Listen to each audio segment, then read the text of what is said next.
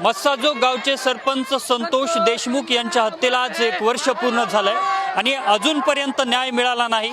यामुळे मस्साजोगच्या गावकऱ्यांचा आक्रोश सध्या पाहायला मिळतोय। अहमदपूर अहिल्यानगर या राष्ट्रीय महामार्गावरती सध्या हा कॅन्डल मार्च मस्साजोगच्या गावकऱ्यांकडून करण्यात आलेला आहे। सध्या जर आपण पाहिलं तर अगदी छोट्या लहान मुलांपासून ते वृद्धांपर्यंत शेकडोच्या संख्येने गावकरी आजच्या या कॅन्डल मार्चमध्ये सहभागी झालेले आहेत। संतोष देशमुख यांना न्याय मिळावा यासाठी जोरदार घोषणाबाजी होताना पाहायला मिळते। यामधून आज मस्साजोगमध्ये काळा दिवस देखील साजरा करण्यात आला आणि आता मस्साजोगच्या गावकऱ्यांकडून हा कॅन्डल मार्च जो आहे तो काढला जातोय। सध्या माझ्यासोबत धनंजय देशमुख आहेत आणि गावकरी सुद्धा आहेत। आज तुम्ही 1 वर्ष पूर्ण झाल्याच्या नंतर कॅन्डल मार्च काढताय, आज काळा दिवसही साजरा केला। आज खरं तर या दुर्दैवी घटनेला 1 वर्ष झालं। या क्रूरकर्मी लोकांनी माझ्या निष्पाप भावाला ज्या अर्थाने संपवलं त्या सगळ्यांना शिक्षा होणार, न्यायालयावर आमचा विश्वास आहे। आणि हे जे तुम्ही बघताय, ह्या कॅन्डल मार्च जो बघताय गावकऱ्यांनी आयोजित केलेला, हे फक्त संतोषान नाहीत, प्रत्येकाच्या हातामध्ये संतोषान नाहीत, प्रत्येकाच्या हृदयात संतोषान नाहीत। जे त्यांनी 20 वर्ष गावासाठी त्याग केला, जे समर्पण केलं, त्याचं प्रतीक म्हणजे हे आज जे लहानापासून ते वृद्धापर्यंत सगळ्या गावामध्ये आज दिवसभर जे शोककळा होती तेच अन्नाचं एक नाव आहे। आणि ह्याच त्यागाचं म्हणजे जो त्याग केला होता आयुष्यभराचा संतोष अण्णांनी, त्याचंच हे सगळं रूप आहे। यापूर्वी याच दिवसामध्ये अधिवेशन सुरू होतं। गेल्या वर्षी अधिवेशनात आवाज उठवला गेला, आजपर्यंत न्याय मिळाला नाही। आज पुन्हा आमदार मंत्र्यांना तुम्ही आवाहन करणार आहात का की त्यांनी पुन्हा एकदा आवाज उठवला पाहिजे यासाठी? नाही, मी आवाहन करणार नाही, परंतु तेच स्वतःहून ह्याच्यामध्ये आपल्या सभागृहामध्ये नक्कीच संतोष अण्णा देशमुख यांच्या न्यायाच्या भूमिकेत सर्वजण येतील आणि आपली आपली भूमिका मांडतील अशी आम्हाला आशा आहे।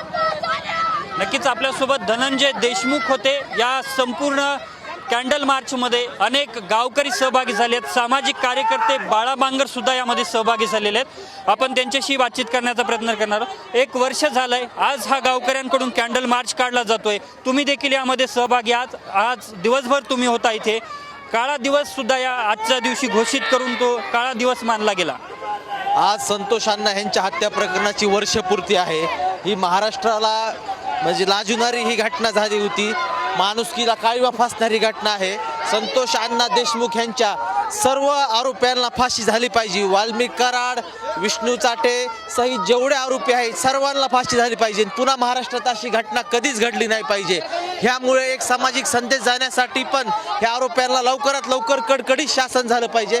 आज संतोष अण्णा देशमुख यांच्या निर्गुण हत्येला 1 वर्ष पूर्ण झालंय, पण आम्हाला न्यायपालिका व गृह विभागाकडून एकच अपेक्षा आहे की ते लवकरात लवकर हे खटला फास्ट ट्रॅकवर चालून सर्व आरोपींना फासावर लटकवतील। ह्याच्यासाठी गावकऱ्यांमध्ये प्रचंड रोष आहे। गावकरीच नव्हे तर बीड जिल्हा आणि महाराष्ट्रात पण सर्वसामान्यामध्ये अजून पण ह्या प्रकरणामुळे फार रोष आहे। नक्कीच संपूर्ण लोकांमध्ये रोष असल्याचं सांगितलं जात आहे आणि आज हा आक्रोश आपण रस्त्यावरती पाहत आहोत। या ठिकाणी जर आता पाहिलं तर अनेक महिला सुद्धा या संपूर्ण कॅन्डल मार्चमध्ये मोठ्या संख्येने सहभागी झालेले आहेत। गावातील सर्व नागरिक या कॅन्डल मार्चमध्ये सहभागी झालेले आहेत आणि ही दृश्य आपण सध्या पाहतोय। या ठिकाणी त्यांचे कुटुंबीय सुद्धा या कॅन्डल मार्चमध्ये सहभागी झाल्याचं आपल्याला पाहायला मिळतंय। अनेक लहान मुलांपासून वृद्धांपर्यंत या कॅन्डल मार्चमध्ये लोक आपल्याला सहभागी झाल्याचं पाहायला मिळतंय। संतोष देशमुख यांना न्याय मिळावा अशी मागणी जी आहे ती केली जात आहे।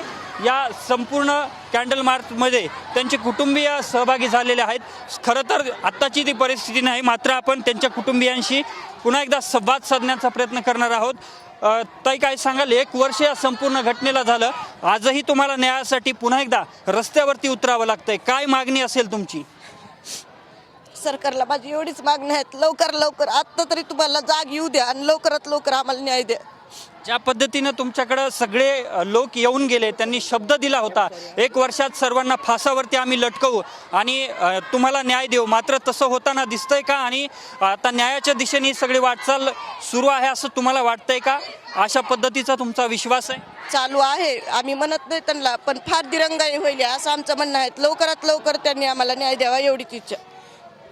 नक्कीच आपण पाहतोय की या ठिकाणी कुटुंबीय सहभागी झालंय. कुटुंबियांकडून देखील लवकरात लवकर न्याय द्यावा अशा प्रकारची मागणी केली जाते. दुसऱ्या बाजूला गावकऱ्यांकडून आजच्या या कॅन्डल मार्चमध्ये आरोपींना तात्काळ फाशी देण्यात यावी अशा प्रकारची मागणी जी आहे ती होताना आपल्याला पाहायला मिळते.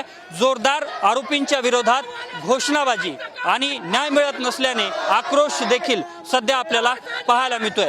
कॅमेरा पर्सन हर्षल निकमसह मी अशोक काळकुटे, TV9 मराठी, मस्साजोग, बीड.